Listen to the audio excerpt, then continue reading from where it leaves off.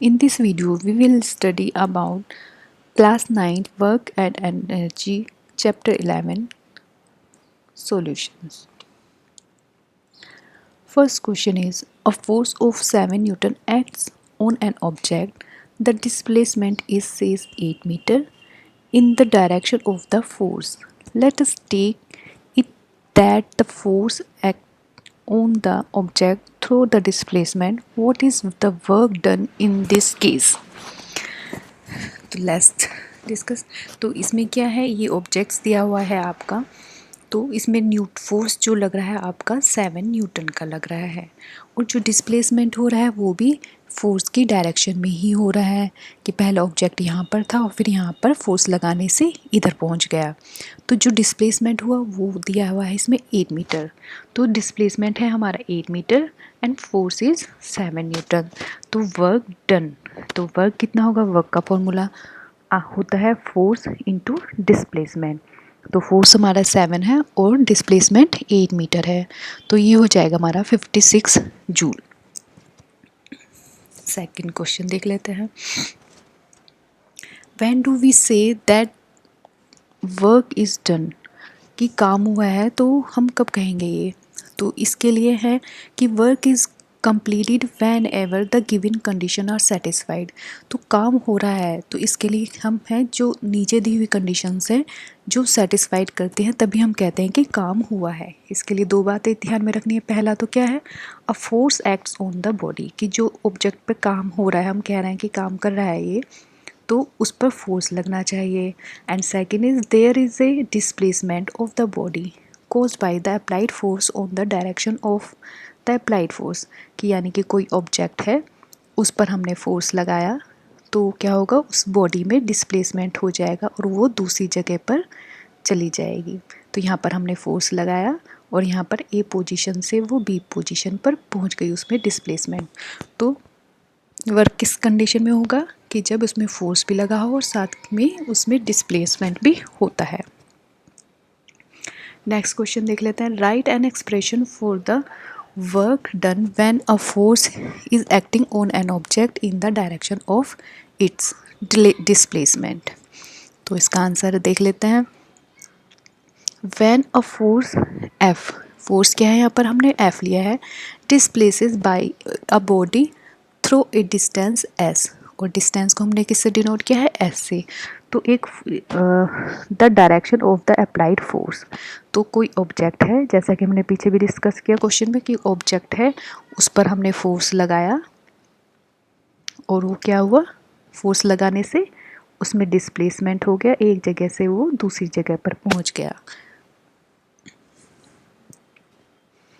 Then the work done W, तो क्या होगा, डब्ल्यू हम क्या है, ये वर्क है on the body is given by the expression. तो उसके लिए क्या एक्सप्रेशन बनेगा, work is equal force into displacement. Define 1 joule of work, कि 1 जूल ऑफ वर्क क्या है, इसको डिफाइन करना है। When a force of 1 Newton, तो जो फोर्स है वो हमारा कितना है,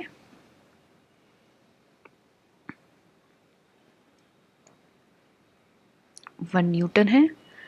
कॉजेज ए डिस्प्लेसमेंट, फोर्स लगाने से क्या हुआ, हमारा जो डिस्प्लेसमेंट हुआ वो कितना हुआ, 1 मीटर हुआ। एंड इट्स ओन डायरेक्शन, और उसी डायरेक्शन में जिस डायरेक्शन में फोर्स लग रहा है, that work done is said to be 1 joule. तो इसको हम ऐसे लिख लेते हैं कि फोर्स है, हमारा फॉर्मूला क्या होता है वर्क का, W is equal force into displacement, यही फॉर्मूला है ना। तो वर्क हमारा क्या बताएगा, फोर्स हमारे पास है कितना, 1 न्यूटन, एंड डिस्प्लेसमेंट कितना है, 1 मीटर। तो वर्क हमारा क्या हो गया, 1 न्यूटन मीटर। और 1 न्यूटन मीटर को आपको पता है हम क्या कहते हैं, इसको 1 जूल।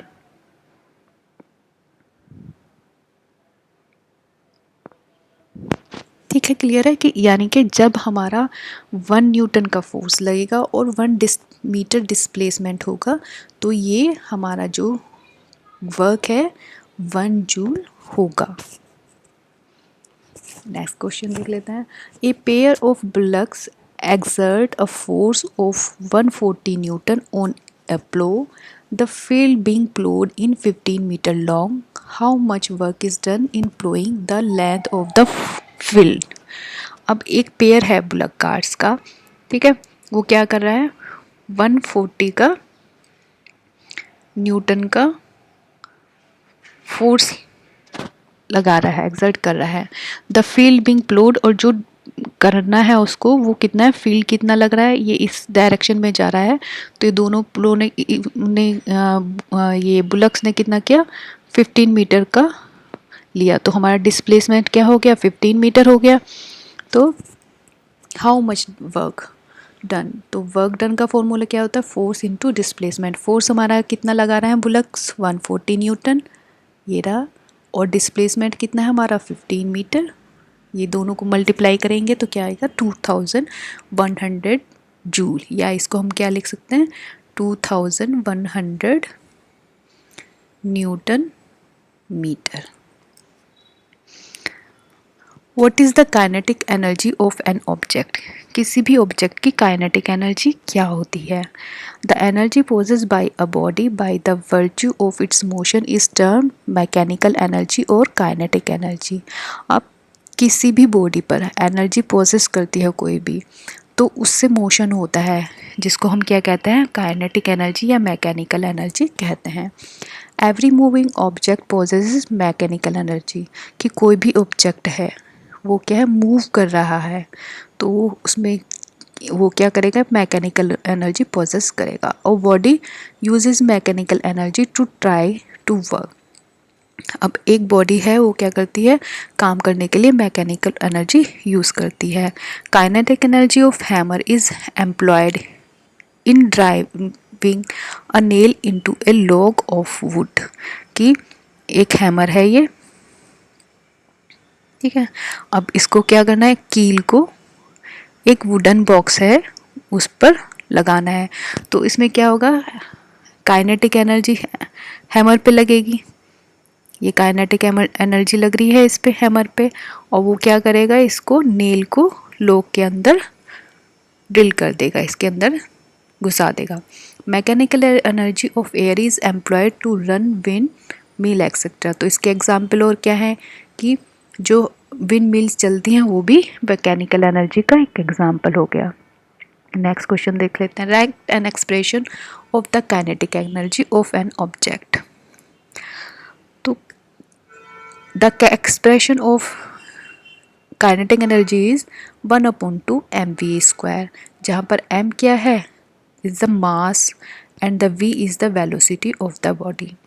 कोई भी ऑब्जेक्ट है उसका मास जो होगा वो m से डिनोट करेंगे हम इसको, और वेलोसिटी क्या होगी, v। अब नेक्स्ट देख लेते हैं। The kinetic energy of an object of mass m moving with a velocity of 5 metre per second is 25 joule. What will be its kinetic energy when its velocity is doubled? What will be its kinetic energy when its velocity is increased 3 times? अब इसमें क्या है कि kinetic energy का मास दिया हुआ है, किसी ऑब्जेक्ट पे लग रही है काइनेटिक एनर्जी, तो उसका मास दिया हुआ है और वेलोसिटी दी हुई है, और काइनेटिक एनर्जी भी इसमें दी हुई है 25 जूल। तो वेलोसिटी कितनी है 5 मीटर सेकेंड, मास हमें पता नहीं है, और काइनेटिक एनर्जी है जूल, तो हमें मास निकालना है। तो उसके लिए हम क्या फॉर्मूला, काइनेटिक एनर्जी का फॉर्मूला क्या होता है 1/2 mv²। तो हमें मास निकालना है तो m लगेगा कि, तो इसको हम 2 इधर आ जाएगा काइनेटिक एनर्जी के साथ, और v² नीचे आ जाएगा। वैल्यू पुट करेंगे तो इसकी आ जाएगी वैल्यू 2 kg। अब हमारे पास मास भी आ गया और वेलोसिटी भी आ गया। तो फर्स्ट कंडीशन में क्या है, वो कहता है कि काइनेटिक एनर्जी क्या होगी अगर वेलोसिटी को हम डबल कर दें, यानी कि वेलोसिटी दुगनी कर दें। तो पहले कितनी थी 25 जूल, अब 5 मीटर पर सेकेंड, इसको हमने क्या किया डबल कर दिया, तो ये 10 हो गई। तो इसमें वैल्यू भर देंगे फॉर्मूला में, 2 m की वैल्यू 2 हो गई, 2 से 2 करिए, और 10² क्या होता है 100 जूल। सेकेंड कंडीशन क्या है कि अगर काइनेटिक एनर्जी क्या होगी अगर वेलोसिटी को हम 3 टाइम्स कर इंक्रीज़ कर दें, यानी कि 3 गुना कर दें। तो 5 इंटू 3 कितना हो जाएगा 15, इसमें वैल्यू पुट करेंगे फॉर्मूला में तो ये आ जाएगी हमारी 225 जूल। नेक्स्ट क्वेश्चन है व्हाट इज़ पावर।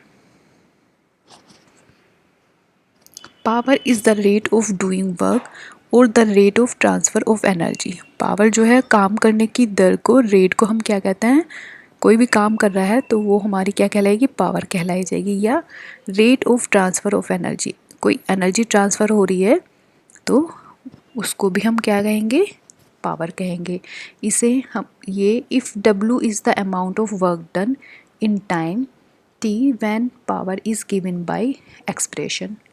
तो अगर मान लो हम W वर्क कर रहे हैं एक T टाइम में, तो हमारा एक्सप्रेशन क्या होगा पावर का, power is equal work upon time. Work को हम W से डिनोट करेंगे, टाइम को T से और पावर को P से।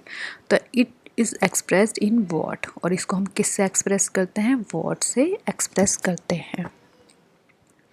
Define 1 watt of power.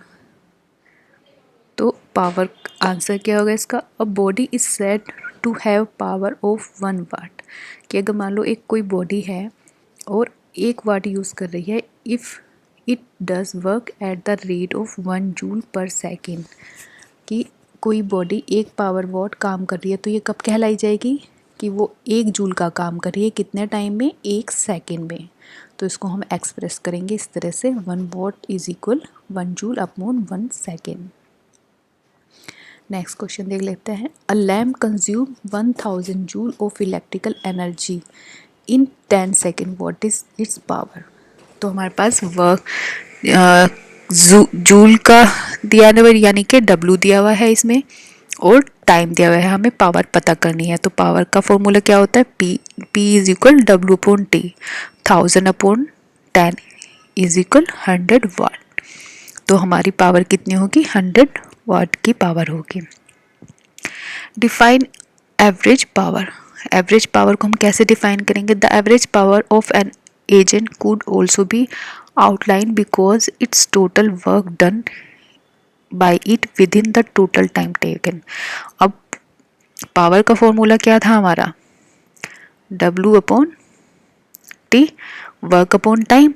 तो जब हमें एवरेज निकालनी होती किसी चीज़ की भी तो क्या कर लेते हैं हम, इसके में यहाँ पर आ जाएगा टोटल वर्क डन, कि टोटल कितना काम किया है और टोटल टाइम टेकन, कितने टाइम लगा। तो ये आपके क्वेश्चंस हो गए हैं। नेक्स्ट वीडियो में हम इसके आगे के क्वेश्चंस के आंसर सॉल्व करेंगे।